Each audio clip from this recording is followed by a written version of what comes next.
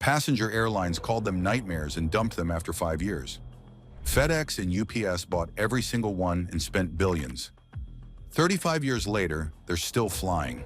A recent crash grounded the fleet, yet FedEx extended their retirement from 2028 to 2032. UPS hasn't set a retirement date at all. Here's why aviation experts are completely shocked. The promise that shattered. December 1986.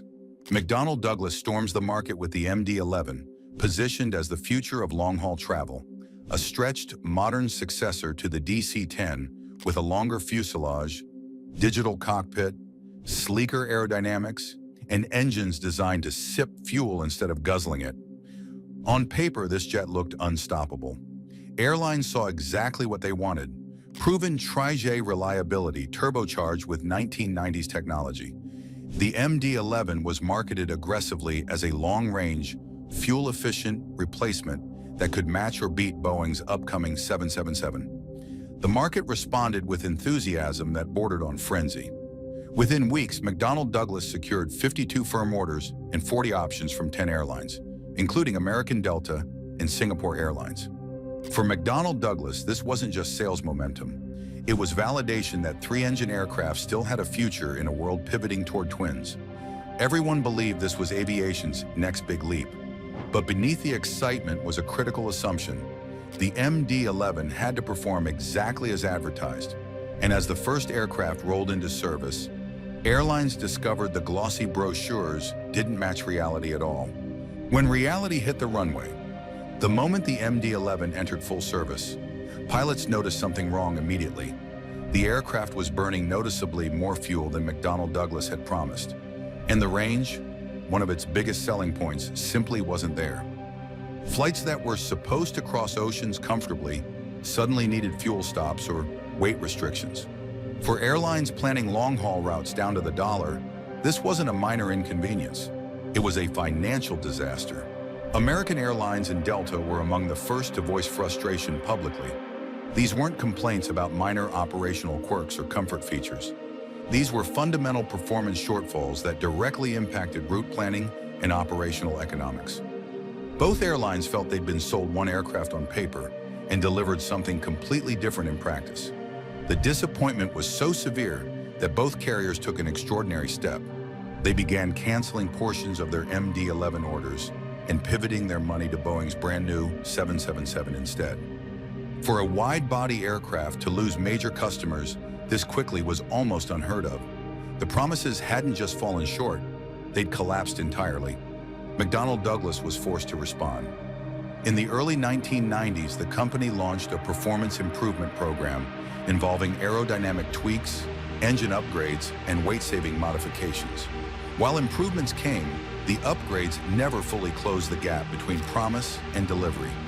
The MD-11 remained perpetually behind the curve, always trying to catch up to expectations it could never quite meet. The maintenance nightmare. If disappointing performance wasn't bad enough, the MD-11 faced another serious problem that would haunt its reputation for years. That tail-mounted engine high above the fuselage created maintenance challenges twin-engine jets simply didn't face. Reaching it required special equipment, more time, and more money. Routine inspections turned into complicated operations that slowed everything down.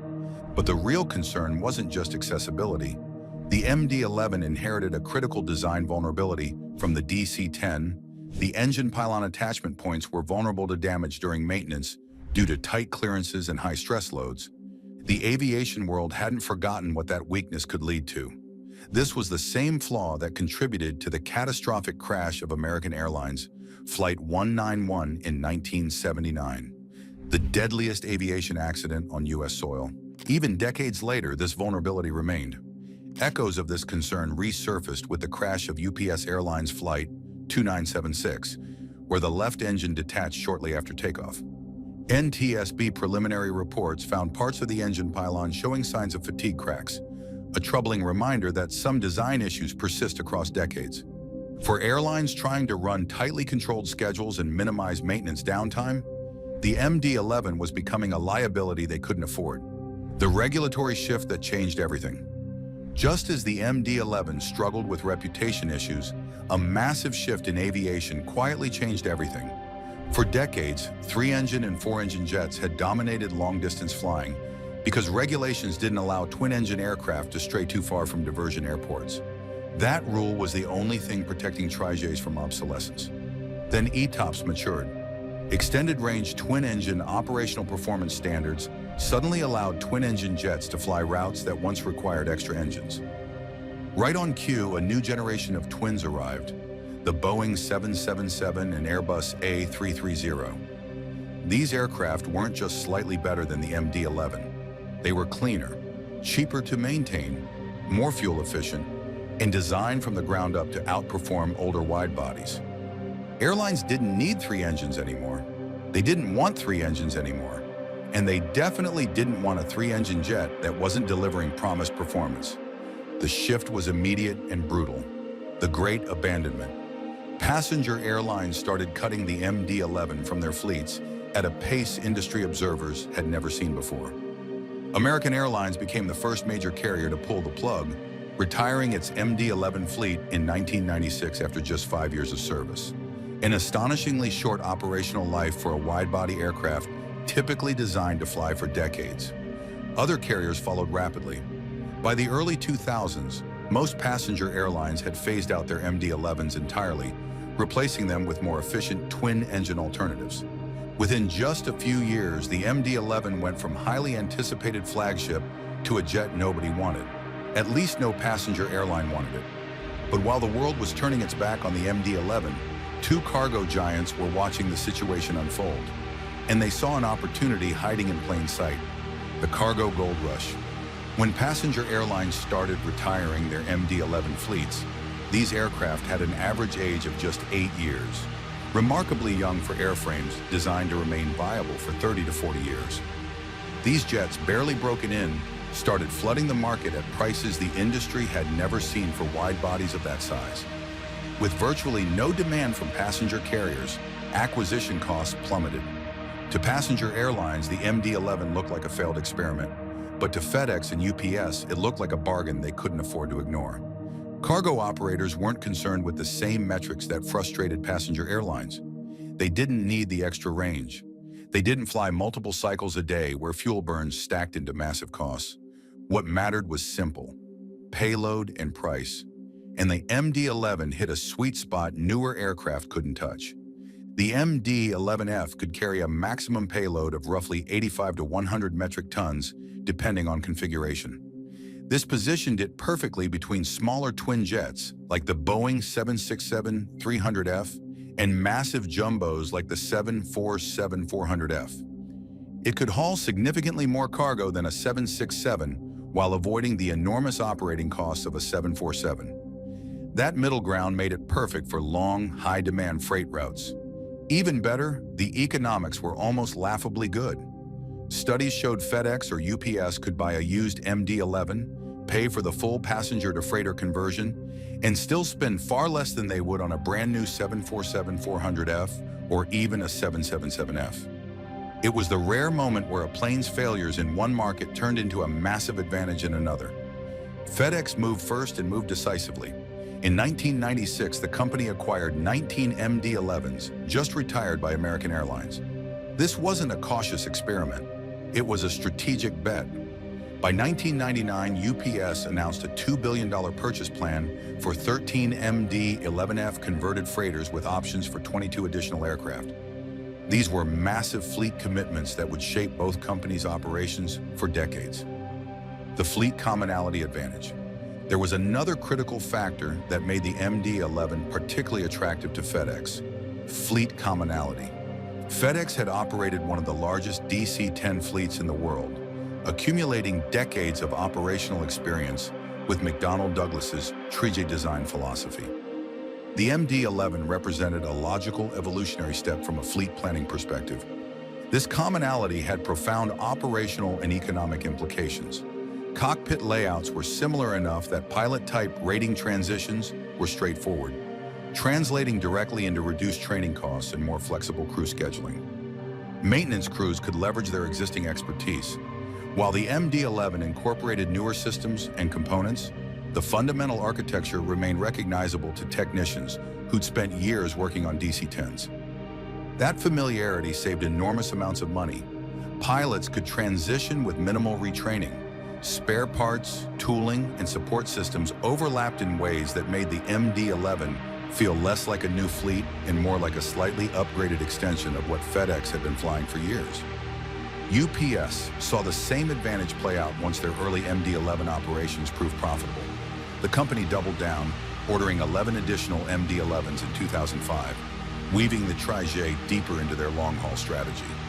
After investing billions into the fleet and all the infrastructure supporting it, replacing the MD-11 wasn't something either carrier planned to do quickly. Still flying after all these years, today the MD-11 should be a relic. Most of the fleet is well over 30 years old, ancient by modern aviation standards. Yet FedEx and UPS continue flying them every night, crossing oceans, hauling freight, and operating as if nothing has changed.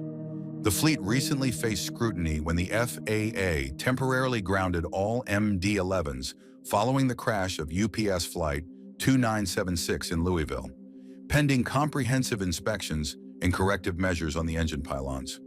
You'd think this would accelerate retirement plans, but the opposite occurred.